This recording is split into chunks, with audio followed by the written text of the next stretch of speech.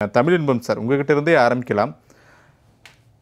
பீகாரில் இப்படி ஒரு வெற்றியை பாரதிய ஜனதா கட்சி கூட எதிர்பார்த்திருக்குமா அப்படின்னா அது ஒரு கேள்விக்குறி தான். வெற்றி பெறுவோம்ன்றத உறுதியாக சொன்னாங்க. ஆனால் இவ்வளவு பெரிய வெற்றி பெறுவோம் அப்படின்றத யாரும் எதிர்பார்த்திருக்க மாட்டாங்க.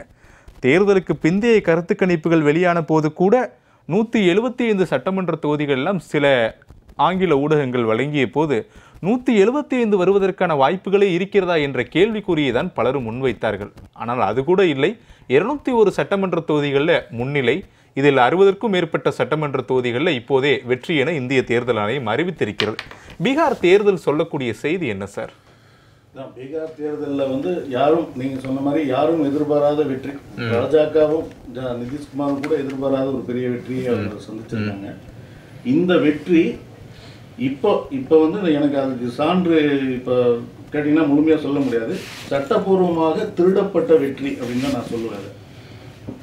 இந்த வெற்றி பாஜகவும் ஆளும் நிதிஷ்குமாரும் சட்டப்பூர்வமாக அந்த பீகாரில் வெற்றியை சட்டப்பூர்வமாக திருடி இருக்கிறார்கள் என்று தான் நான் என்னுடைய குற்றம் நான் சொல்லுவேன். அதுக்கு என்னன்னா நான் ஏன் சொல்றேன்னா, இந்த சிறப்பு தீவிர வாக்காளர் திருத்தம் இருக்குது இல்லையா, அதில் நீக்கப்பட்ட வாக்குகள் அப்போ எல்லோரும் வச்ச குற்றச்சாட்டே, அதாவது காங்கிரஸ்ல இருந்து எல்லோரும் வச்ச குற்றச்சாட்டே காங்கிரஸ் ஆதரவாளர்கள் அல்லது ஆளுங்கட்சிக்கு எதிரானவர்களுடைய வாக்குகளை திட்டமிட்டு நீக்குகிறார்கள் என்ற குற்றச்சாட்டு வச்சாங்க.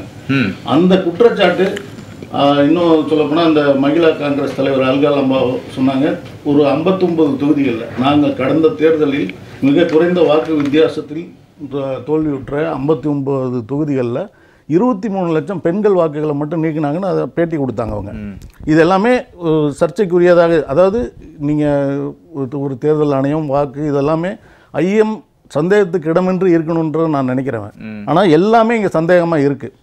இப்போ ஒரு தொகுதியில் 27 வாக்குகள் வித்தியாசத்தில் ஒருத்தர் வெற்றி பெற்றிருக்கிறார். அப்போ ஒரு தொகுதியில் 500 வாக்கு 1000 வாக்கு அவங்க இந்த சிறப்பு தீவிர திருத்தத்தின் கீழ் நீக்கி இருந்தாங்கன்னா இந்த வெற்றி நீக்கிவிட்டு இந்த வெற்றியை பெற்றிருக்கிறார்கள் என்று நான் யூகிக்கிறேன்.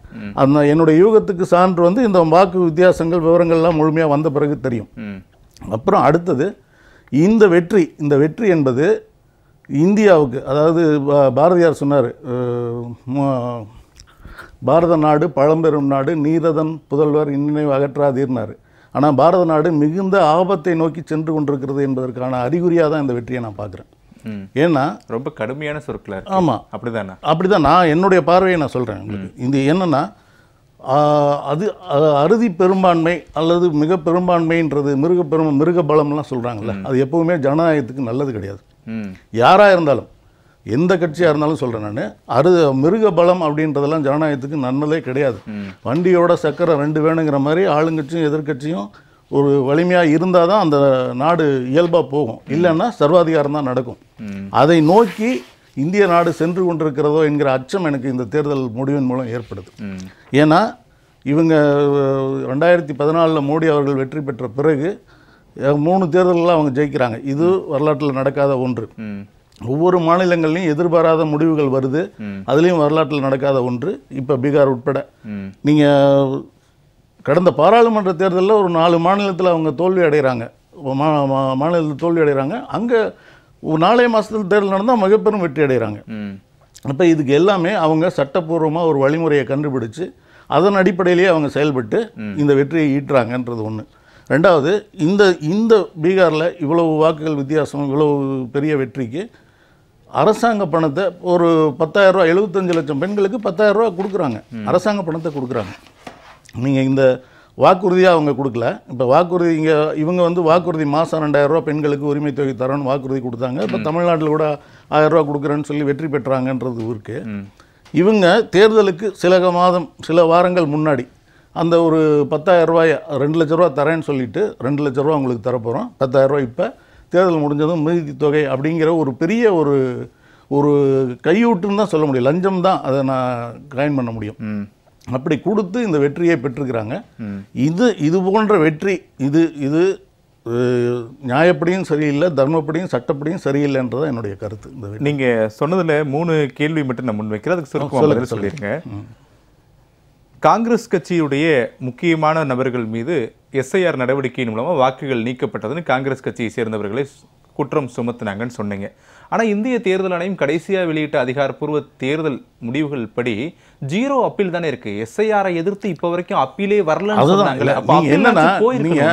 அப்பீல் இது எல்லாமே அதுதான் நான் சொல்றேன், சட்டப்பூர்வமாக நடக்கிறதுன்றேன். நீங்க இந்த நான் இந்த ராகுல் காந்தி யாரு? இந்தியாவினுடைய எதிர்க்கட்சி தலைவர், காங்கிரஸ் கட்சியினுடைய தலைவர், இந்தியாவினுடைய எதிர்க்கட்சி தலைவர். அவர் ஒரு குற்றச்சாட்டு பொதுவெளியில் சொல்லும்போது கூட நீங்க பிரமாண பத்திரம் தாக்கல் பண்ணுங்க அப்படின்னு தான் தேர்தல் ஆணையம் சொல்லுது. இல்லை என்றால் உங்கள் மீது வழக்கு தொடருவோம் அப்படின்ற ஒரு மிரட்டல் துணியை தான் எடுக்குதே. உரிய ஆதாரங்களை கொடுங்க, ஆதாரம் இல்லைன்னா உங்க மீது அது சரியான துணி தான். அந்த தேர்தல் ஆணையத்தின் குற்றச்சாட்டு முன்வைக்கப்படும் போது உரிய ஆதாரங்களை கேட்கிறார்கள். இப்ப அதுதான் நீங்க அரசாங்கம் செய்யும் போது, இப்ப அரசாங்கம் ஒரு விஷயம் செய்து தப்பா செய்துன்னு வச்சுங்களேன், ஒரு குடிமகனா நம்ம கேள்வி கேட்டோம். இன்னைக்கு இந்த எஸ்ஐஆர் நீங்க தமிழ்நாட்டில் நடந்துட்டு இருக்கு, அதுல ஒரு படிவம் கொண்டாந்து கொடுத்தாங்கன்னா நமக்கு நிரப்ப முடியல. அது இது மாதிரியான ஒரு குடிமகனா கேள்வி கேட்பதற்கும் நாடாளுமன்றத்துடைய எதிர்க்கட்சி தலைவர் பேசினால் உலகமெங்கும் செய்தியாக ஒரு விஷயம். அவர் மிகப்பெரிய குற்றச்சாட்டை வைக்கும் போது அதற்கான ஆதாரங்களை கொடுங்க அப்படின்னு சொல்லி எலெக்ஷன் கமிஷன் அவர் அந்த ஆதாரத்தை தான் பொதுவெளியில் அவர் காட்டுறாரு. பொதுவெளியில் அவர் காட்டுறாரு. இவங்க முற்றா நிராகரிக்கிறாங்க. அந்த ஆதாரத்தை முற்றா நிராகரிக்கிறாங்க. ஏன் இதுல நம்ம சந்தேகப்படுறதுக்கு என்ன வருதுன்னா, ஏன் அந்த தேர்தல் ஆணையம் ஒரு நடுநிலையான அமைப்பாக இருந்திருந்தால் இந்த சந்தேகம் நமக்கு வராது. தேர்தல் ஆணையர், அதுவும் இப்போ உள்ள தேர்தல் ஆணையரை தேர்ந்தெடுக்கிறதுலயே இவங்க ஒரு மாற்றத்தை கொண்டு வந்தாங்க. இதுவரைக்கும் இந்தியாவில் இல்லாத ஒரு மாற்றத்தை கொண்டு வந்து ஒரு எதிர்க்கட்சி தலைவர், ஆளுங்கட்சி தலைவர், உச்சநீதிமன்ற நீதிபதின்றதில் மாற்றி ஒரு பிரதமர், உள்துறை அமைச்சர், எதிர்க்கட்சி தலைவர் 3 பேரும் தேர்ந்தெடுத்ததுல இந்த தேர்தல் அதிகாரி வராரு. சரி, அந்த குற்றச்சாட்டு தான் இவர் பொதுவெளியில் வைக்கிறார். இவர் நீதிமன்றத்துக்கு போவார், அவர் போகாமல் இருக்கிறாருன்றதுக்கு என்ன காரணம்ன்றதை அவர் சொல்லுவார்னு வச்சுங்களேன். ஆனால் ஒரு குடிமகனா, ஒரு பத்திரிகையாளராக நான் பல விஷயங்களை பார்க்குறேன். என்னுடைய பார்வையில் ஒரு பொறுப்பான எதிர்க்கட்சி தலைவர் இப்படி வெளிப்படையான ஒரு குற்றம் சொல்லும்போது தேர்தல் ஆணையம் அதிலிருந்து நழுவி செல்கிறது, தனக்கு சட்டத்தில் இருக்கிற வாய்ப்புகளை பயன்படுத்தி நழுவி செல்கிறது அப்படின்னு தான் நான் பார்க்குறேன். அந்த அடிப்படையில் பார்க்கும்போது தான் இது குற்றம், இது தேர்தல் ஆணையத்தின் மீதான குற்றம். தேர்தல் ஆணையமும் ஆளுங்கட்சியும் இணைந்து இந்த குற்றத்தை செய்கின்றன என்று நான் பார்க்குறேன். நிதிஷ்குமாருடைய பீகார் அரசு பெண்களுக்கு 10,000 ரூபாய் கொடுக்குறாங்க, அரசாங்க பணத்திலிருந்து கொடுக்குறாங்க அப்படின்ற ஒரு விமர்சனம், குற்றச்சாட்டு வச்சுங்க. தேர்தல் நடைபெறுவதற்கு 1 தினங்களுக்கு முன்பாக தேஜஸ்வி யாதவ் அறிவிக்கிறார், வருடத்திற்கு 30,000 ரூபாய் பெண்களுக்கு கொடுப்பேன்.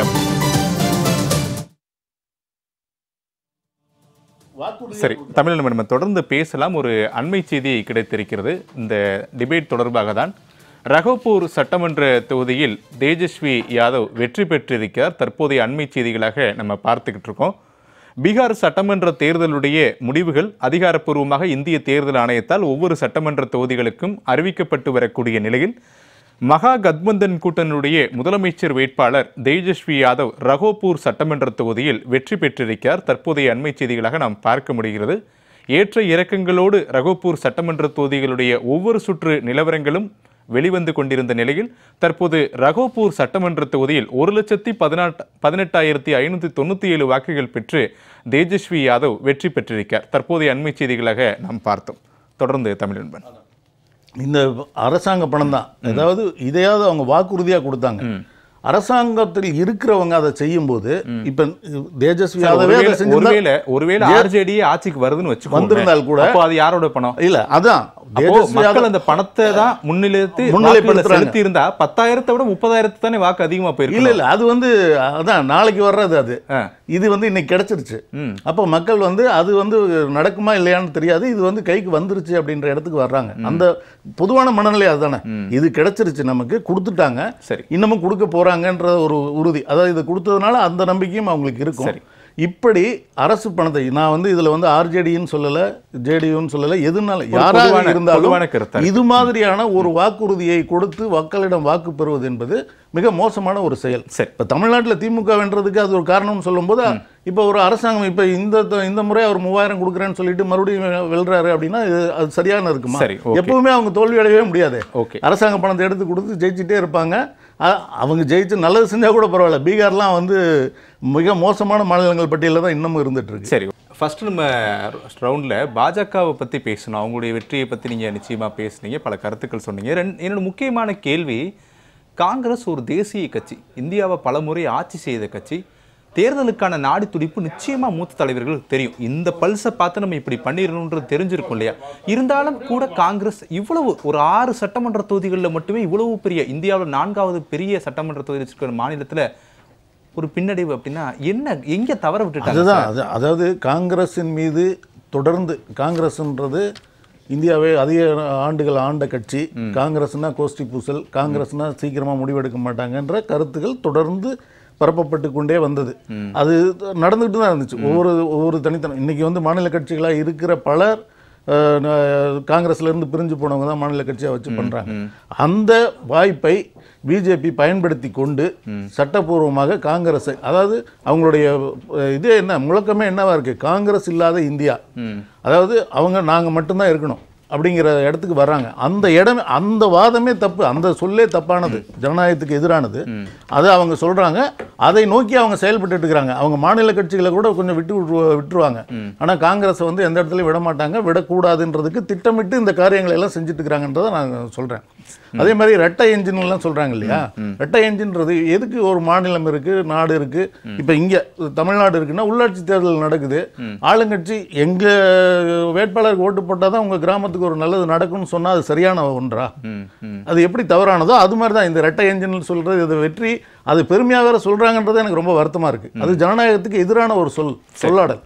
அந்த சொல்லாடலை அவங்க திரும்ப திரும்ப பயன்படுத்துகிறாங்க. என்னென்னா, ஒரு மாநில கட்சிக்கு முக்கியத்துவம் கொடுக்குது பிஜேபின்னு சொல்கிறாங்க, ஆனால் மோடி அலை வீசுதுன்னு சொல்கிறாங்க. ரெண்டுமே அது நிறைய முரண்கள் இருக்குது. சட்டப்பூர்வமாகவும் அரசியலாகவும் தொடர்ந்து தவறுகளாக செஞ்சு கொண்டே அவங்க வெற்றியை சோச்சிட்டு இருக்கிறாங்க. அதுதான் ஒவ்வொரு முறையும் நிரூபணம் ஆகிட்டே இருக்குது. சட்டப்படி நம்ம அதை செய்ய வேண்டிய காலமும் விரைவில் வரும்.